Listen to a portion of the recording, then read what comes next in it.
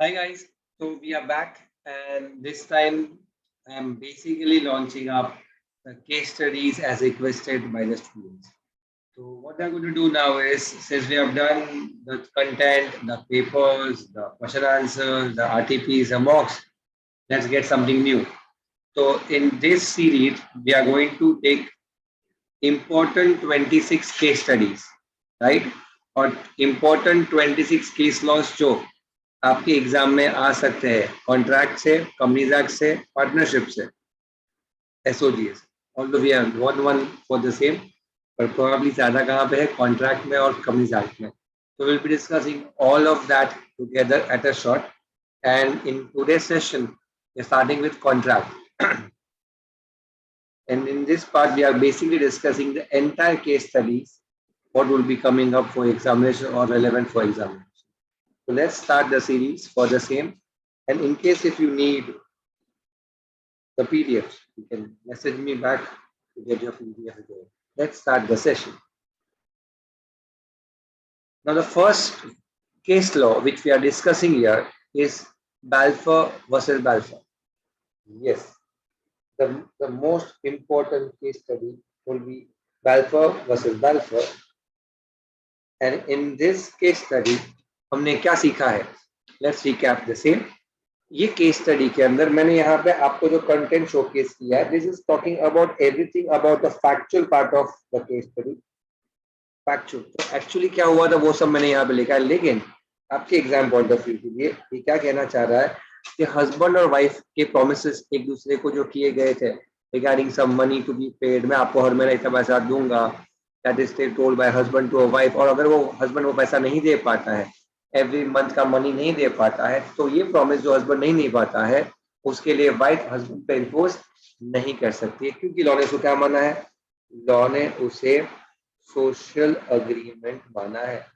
तो सर आपको क्या याद रखना है, तो basically what you need to remember, अगर कोई क्वेश्चन ऐसे एग्जाम में आता है जहाँ पे एक ऐसा कमिटमेंट है जो जो जो इंटेंशनली लीगल नहीं है, फ्रेंड्स के साथ डिनर पे जाना, पापा ने बेटी को प्रॉमिस किया to give a phone if she passes examinations, आपके शादी में किसी को डांस के लिए दोस्त को बुलाया, दोस्त नहीं आ पाता है, या फिर आपकी मॉम ने आपको कुछ प्रॉमिस किया है कि आपको कुछ गिफ्ट देंगे और वो नहीं दे पाते, वैसे ही यहाँ पे वाइफ ने प्रॉमिस किया, हस्बैंड ने वाइफ को प्रॉमिस किया था टू गेट समथिंग, तो हस्बैंड सैलरी ना होने के कारण वो पेमेंट नहीं कर पाया. लॉ ने बोला ऐसे केसेस तो हर बार होंगे, इसे आप सिर्फ अग्रीमेंट कहोगे, इसे आप कॉन्ट्रैक्ट नहीं कह सकते, इसे आप कॉन्ट्रैक्ट नहीं कह सकते. अब बिकॉज इसे कॉन्ट्रैक्ट नहीं कह सकते, ये क्या माना जाएगा, ये एक सोशल अग्रीमेंट माना जाएगा. तो बैल्फोर वर्सेस बैल्फोर का case reference, Balfour versus Balfour का केस रेफरेंस आप हर बार दोगे जब आप कोई ऐसा आंसर सॉल्व कर रहे हो जहाँ पे उसका इंटेंशन सोशल है और लीगल नहीं है. I hope you are clear with the Balfour scenario. हम आगे जाते हैं, and the next case study coming up in our front is Lalman Shukla versus Gauri Dutt. इसका मैंने एक अलग वीडियो भी बनाया है एनिमेटेड, आप वो भी चेक कर सकते हो with my name Dhwanik Shah. Anyways moving forward, Lalman Shukla versus Gauri Dutt के केस स्टडी में हमने क्या सीखा. सी अगेन मैंने आपका कंटेंट पूरा दिया हुआ है, ये आपका actual content, exam point of view content पे आई विल से दैट कि इन दिस केस स्टडी हमने ये सीखा था कि अगर आपको ऑफर का नॉलेज नहीं है तो ऑफर का बेनिफिट भी आप ले सकते नहीं. इस केस में ये हुआ था कि गौरी दत्त ने लालमन को भेजा था to find his missing nephew. जब उस नेफ्यू को भेजा, गौरी दत्त ने जब लालमन को भेजा जो उसका नौकर था, लालमन नेफ्यू ढूंढने चला जाता है, but nephew nearby location पे नहीं मिलने के कारण Lalman went outside the village to find the nephew, और ऋषिकेश पहुंच गया था वो ढूंढते ढूंढते रियलिटी में. आगे क्या होता है, Gauri Dutt was very tense, और गौरी दत्त ने अनाउंसमेंट कर दी गाँव में कि जिसे भी मेरा नेफ्यू मिलेगा उसे 501 का रिवॉर्ड मिलेगा. अब ये रिवॉर्ड जो था इस बारे में लालमन को पता क्यों नहीं था, क्योंकि वो ऑलरेडी उस गांव को से बाहर निकल चुका था टू फाइंड द नेफ्यू, तो he was not aware of it. Finally गांव वाले सब ने ढूंढना शुरू कर दिया, लेकिन फाइनली किसको मिला नेफ्यू, लालमन शुक्ला को ही नेफ्यू मिला. When you got the nephew, when Lalman Shukla got the nephew and he went back to Gauri Dutt, right, and Gauri Dutt was basically please, and उसे कुछ 11 रुपए का इनाम दिया गया था फॉर फाइंडिंग द नेफ्यू. जब वो बाहर गया अपने विलेज में, तब लोगों ने बोला तुझे 501 रुपीज मिला क्या? मैंने बोला किस बारे क्या रुपीज 501? बोला ऐसा अनाउंसमेंट किया गया था पहले. It says that Lalman Shukla was annoyed and he enforced the same in the court of law. Is he entitled to this 501? Court held that since you are not aware of the offer, since you are not having knowledge of the offer, you cannot take the benefit of the same. So to finally conclude that knowledge of offer is important to claim the benefit of the offer. I hope आपको ये समझ में आ चुका होगा. हमारा second case study finish होता है यहाँ पे, and let's move on to the third one. इसे हम 26 केस लॉस करेंगे and I can assure you उसमें से 2 एग्जाम्स में पक्का है. Carlill versus Carbolic Smoke Ball and company. Now Carlill versus Carbolic Smoke Ball and company, इस case study में हमने क्या सीखा? सी इसके अंदर there was a medicine called smoke ball. और एडवर्टीजमेंट किया गया था उस कंपनी ने, carbolic Smoke Ball and company की, जो लोग ने मेरे स्मोक बॉल्स कंज्यूम की, जैसे कोविड में हम दवाई खाए वैसे यहाँ पे स्मोक बॉल्स है टू फाइट इन्फ्लुएंजा. उन्हें कभी भी इन्फ्लुएंजा नहीं होगा. मिस कार्लिल, मिसेस कार्लिल, उसमें कार्लिल मैडम ने ये दवाई कंज्यूम की as per the directions given, right. तो कंपनी ने ये क्लेम किया था कि अगर फिर भी अगर आपको कुछ इन्फ्लुएंजा होता है तो हम रिस्पॉन्सिबल रहेंगे to reward you, to compensate you for the damage cost to you. ऐसा कहने पे जब कार्लिल ने कंज्यूम किया दवाई, और दवाई कंज्यूम करने के बावजूद क्या हुआ? दवाई कंज्यूम करने के बावजूद शी वॉज फेसिंग इन्फ्लुएंजा. तो the moment she tried to enforce the company to get the compensation, company ने बोला हमने तो ऑफर कम्युनिकेट नहीं किया था, हमारा इंटेंशन लीगल नहीं था, सोशल था, आपने हमें बताया भी नहीं था, कम्युनिकेट ही नहीं हुआ था, and all blah blah blah. Law बोला जो ऑफर जनरल होता है, लॉ बोला जो ऑफर जनरल होता है, जो ऑफर के अंदर पब्लिकली अनाउंसमेंट किया होता है, उस ऑफर को आपको एक्सेप्ट करने के लिए कम्युनिकेट करना नहीं पड़ता है. merely accepting the terms and conditions of offer, merely accepting the terms and conditions of offer will lead to what? It will definitely lead to an acceptance, और यही कॉन्ट्रैक्ट बन जाएगा. इसीलिए लॉ ने यहाँ पे बोला company has to compensate Miss Carlill for this. This was very important case study for your examination. Moving further to the fourth one, and here you go with Mohri Bibi versus Dharmodas Ghosh. इस case study की कहानी तो बहुत चुनी है और बड़ी है. समराइज द सेम, इतना याद रखना है कि as per the Indian contract act, यहाँ पे ना स्पेसिफिक रिलीफ एक्ट भी यूज होता है इन रियल लाइफ, बट मैं सिर्फ आपको चाहता हूँ कि इंडियन कॉन्ट्रैक्ट एक्ट पे फोकस करो. और यहाँ पे हमने ये सीखा है बच्चों, agreement with a minor always is void ab initio, always a void agreement, irrespective of the fact आप अवेयर हो कि वो माइनर है कि नहीं. इसका मतलब ये कि अगर आपको माइनर से कुछ लेना बाकी है तो आप कभी भी उसे एनफोर्स नहीं कर सकते बिकॉज वो माइनर है. नंबर 2, अगर आपको कोई राइट माइनर ने ऑलरेडी दे दिया है, if any right is given to you by a minor, if any right is given to you by a minor, understand it, वो कभी आपका होगा ही नहीं. इस एग्जाम्पल में क्या हुआ था? एक घर था, जो घर माइनर ने मॉर्गेज किया था वो मोहरी बीबी. अब वो घर मॉर्गेज करके मोहरी बीबी ने धर्मोदास को लोन दिया था, लोन. अब यहाँ पे क्वेश्चन ये कहता है जो लोन दिया धर्मोदास ने, सॉरी धर्मोदास को मोहरी बीबी ने, वो लोन का पैसा वापस ले पाएगा नहीं क्योंकि वो माइनर था. और नंबर 2, जो मॉर्गेज किया गया है, जो घर मॉर्गेज करके दिया गया किसको? मोहरी बीबी को, बाय धर्मोदास घोष, वो कभी मोहरी बीबी का हुआ ही नहीं. क्योंकि यहाँ पे finally the logic was that कि एक माइनर किसी को कोई चीज दे सकता ही नहीं है. जेन्युइनली कहा जाए तो मोहरी बीबी धर्मोदास घोष केस के अंदर मोहरी बीबी तो क्या थी? वाइफ थी. किसकी? केदारनाथ की. लोन देने वाला बंदे का नाम कौन है यहाँ पे? It's Kedarnath, right. और लेकिन फाइनली आपको सिर्फ ये समझना है, rather than going to the factuality of the case, आपको एग्जाम में वो लोग कोई भी एबीसीडी नाम से क्वेश्चन पूछेंगे तो हमें सिर्फ ये याद रखना है, माइनर ने जो दिया है वो वापस उससे मिलेगा नहीं. तो माइनर से आप कुछ लेना चाहते हो, जो उसने आपको प्लेज किया है तो कभी आपका होगा नहीं। Finally this what we learn in Mohori Bibee versus Dharmodas. तो agreement is always what happen issue. अब एक और क्लैरिटी आप ले सकते हो, अगर माइनर आपको एनफोर्स करना चाहे तो लॉ बोलता है minor can always be a beneficiary. इसका मतलब माइनर आपको कुछ देना चाहता है तो it's always a thumbs up, it's always a valid contract. Beneficiary होगा कच्चा लींबू, रिमेंबर। अतः एक मजेदार केस स्टडी जिसका नाम है चिन्नया वर्सेस रमया। चिन्नया वर्सेस रमया। इस केस स्टडी के अंदर हम लोगों ने क्या सीखा? तो इन दिस चिन्नया रमया केस के अंदर हमने सीखा कि हर कॉन्ट्रैक्ट के अंदर you should have consideration. Her contract के अंदर you should have consideration. Consideration में मूव फ्रॉम प्रोमिसी और एनी अदर पर्सन। मतलब कंसिडरेशन लेने वाला और देने वाला सेम भी हो सकता है या अलग अलग भी हो सकता है। मुद्दा ये है कि कंसिडरेशन होना जरूरी है। एक एग्जांपल लेता हूं मैं यहाँ पे, ये ए है, ये बी है और ये सी है। क्वेश्चन ने ये कहा कि ए ने कहा बी को कि मेरा घर तेरा हो जाएगा और तू ये प्रॉमिस करके तू हर साल सी को, एग्जांपल दे रहा हूँ, 1000 रुपया पे करती रहेगी till the time when she dies. 650 rupees का जो रियल एग्जांपल है, 1000 रुपया लेता है। अब ए ने कहा है बी को कि मैं तुझे मेरा घर बार दे देता हूँ, तू खाली प्रॉमिस करके बी तू सी को हर महीने हर साल एक अमाउंट देती रहेगी। ये ए की बेटी बी है और ये सी जो है वो बी की मासी है, रियल लाइफ सिनेरियो। हम ऐसा एग्जांपल ले सकते हैं। अब होता क्या है आगे, A dies, B takes over the entire property, B stops paying money to सी।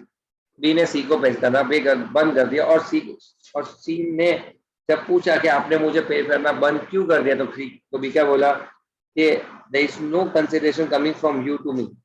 सी ने बी को कुछ दिया नहीं है इसलिए मैंने भी आपको देना बंद कर दिया। को लॉ बोलता है कंसिडरेशन है तो ही कॉन्ट्रैक्ट है और आपने तो मुझे कुछ दिया नहीं है तो कॉन्ट्रैक्ट कहाँ का। तब लॉ बोलता है कि कंसिडरेशन में मूव फ्रॉम प्रोमिसी और एनी अदर पर्सन। इसका मतलब ये हुआ कि भले ही सी ने बी को कुछ दिया नहीं है लेकिन यहाँ पे instead of on behalf of C A has paid something to be, on behalf of C A has paid something to be. इसका मतलब कंसिडरेशन है तो सही बट सी के थ्रू नहीं है, किसके थ्रू है, ए के थ्रू है। और अगर आप कंसिडरेशन की डेफिनेशन को पढ़ो, सेक्शन 2 क्लॉज डी कहता है द डिजायर ऑफ प्रोमिसी और एनी अदर पर्सन। तो यहाँ पे प्रोमिसी नहीं दे रहा है, उसके बदले कोई और दे रहा है। हमने ये सीखा कंसिडरेशन होना जरूरी है, कंसिडरेशन कौन पे कर रहा है वो जरूरी नहीं है। If I am going to restaurant, मैंने प्रॉमिस किया कि मैं वैसा पे करूँगा, मुझे खाना दो, ऑर्डर आ गया, खाना आ गया, मेरे मामा ने मुझे देखा वहां पे, मामा ने मेरा बिल पे कर दिया, तो उससे इम्पोर्टेंट क्या है, प्रॉमिस। बेनिफिट मैं ले रहा हूँ खाने का लेकिन पेमेंट कोई और कर रहा है। लॉ ने क्या बोला, पेमेंट कोई भी करे, कंसेशन कोई भी दे चलेगा, लेकिन ये जरूरी है क्या पार्टी टू कॉन्ट्रैक्ट होने चाहिए। आप स्ट्रेंजर टू कंसिडरेशन होगा तो चलेगा, आप फुल कंसिडरेशन नहीं पे कर रहे हो तो चलेगा, लेकिन आपका पार्टी टू कॉन्ट्रैक्ट होना बहुत जरूरी है।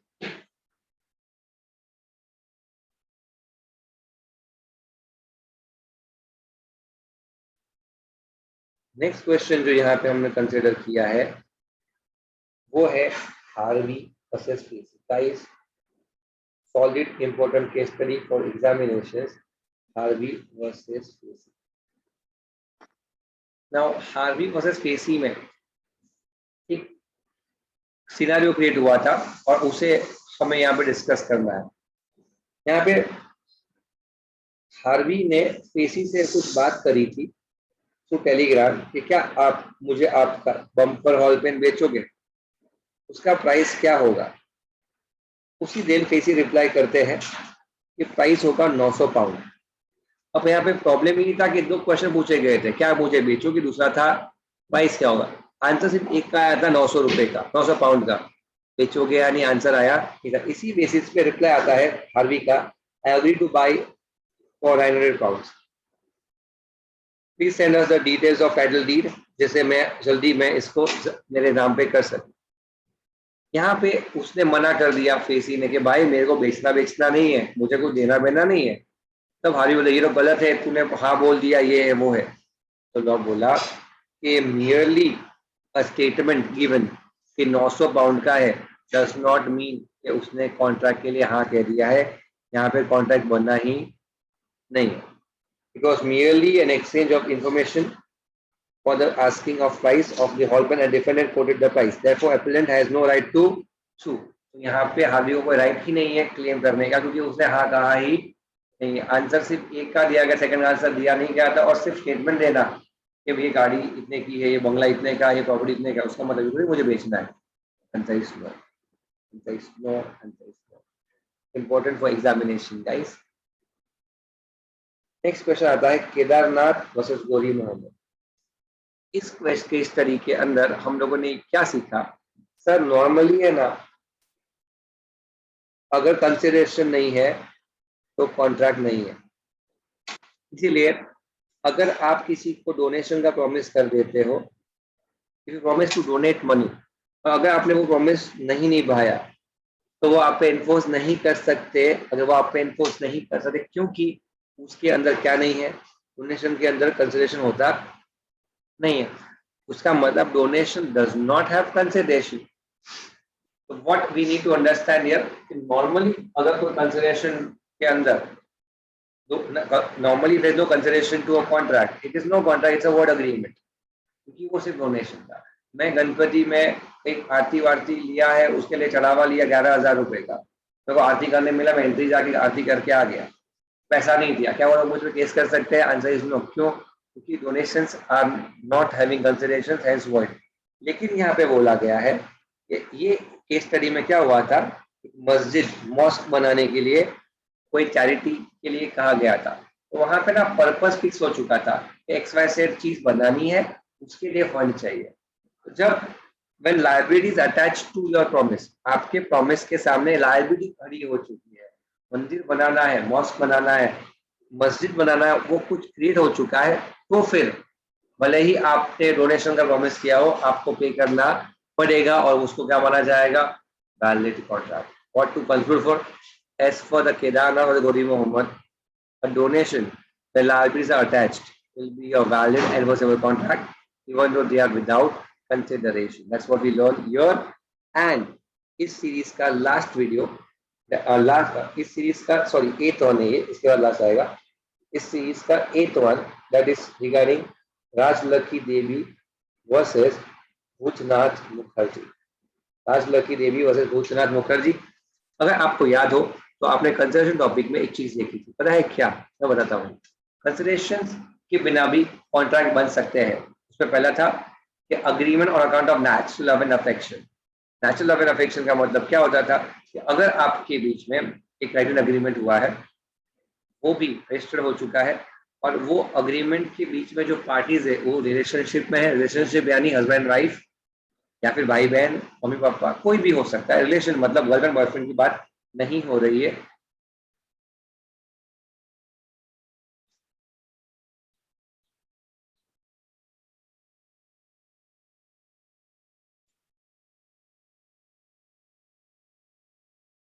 रिलेशनशिप यहाँ पे it can be anything, right? छोटे भाई, बड़ा भाई, एक्सेट्रा। और नंबर 4 यहाँ पे आता है,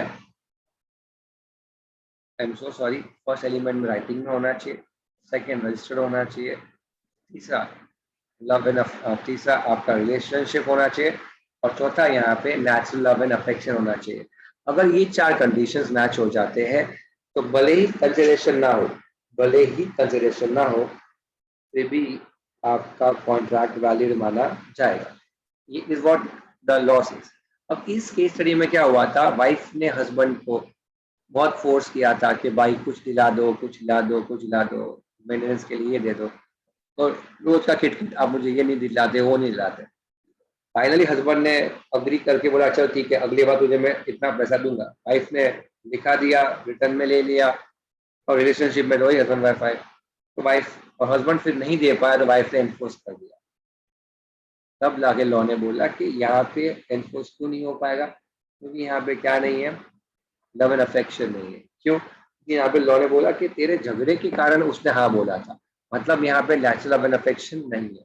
अगर नेचुरल लव एंड अफेक्शन नहीं है तो ये चीज मैटर नहीं करेगी। राजलक्ष्मी देवी भूतनाथ मुखर्जी बच जाता है टू पे दैट मनी, बिकॉज वहां पे क्या नहीं था, नेचुरल लव एंड अफेक्शन नहीं था। लास्ट केस स्टडी यहाँ पे आता है बच्चों, that is pharmaceutical society versus booth chemist display of goods. इसमें यहाँ पे ये बोला गया है कि नॉर्मली जब आप इफ यू सी गुड्स, आप कोई स्टोर के ऊपर, अगर आप कोई स्टोर में गुड्स देखते हो तो वो सेल्फ सर्विस स्टोर में जब डिस्प्ले ऑफ गुड्स देखते हो और जब आप वो पिक करके आप एक ट्रॉली लेके you go to a payment counter and then he packs your goods and gives you the receipt. इसमें ट्रांजेक्शन के अंदर आपके गुड्स को, let me change the colour baby, इसको इसको और इसे क्या कहा जाएगा? तो लॉ बोलता है display of goods on the shop will be called as invitation to offer, picking up the goods and going to the shop to get the goods will be called as offer, and accepting it here by making the payment and getting the invoice called acceptance. इसका मतलब ये हुआ कि जब आप कोई दुकान में गुड्स देखते हो उसे ऑफर कहा नहीं जाएगा, उसे इनविटेशन टू ऑफर का नाम दिया जाएगा। ये कॉन्ट्रैक्ट तब बनेगा जब शॉपकीपर एक्सेप्ट करेगा, जब ऑफरर एक्सेप्ट करेगा, सॉरी जब इनविटेशन टू ऑफर वाला बंदा एक्सेप्ट करेगा तभी ही वो कॉन्ट्रैक्ट बना जाएगा, नहीं तो नहीं। राइट, इसी के साथ हमने ये वीडियो फिनिश किया है, लेकिन to important notifications to the same.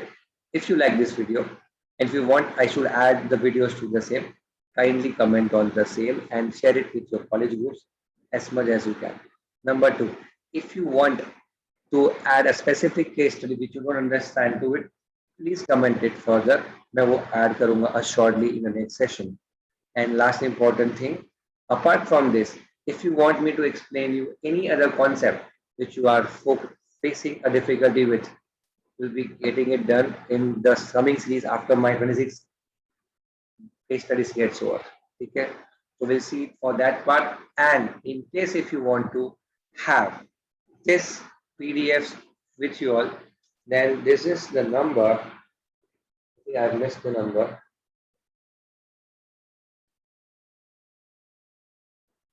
My team person 977-3351-899. Message your name and your request to get the PDFs, and you'll get all the PDFs, not only 7, 8, 9, but all 26 to the same. You'll get it. I'll see you next class. Take care. Bye. See you after.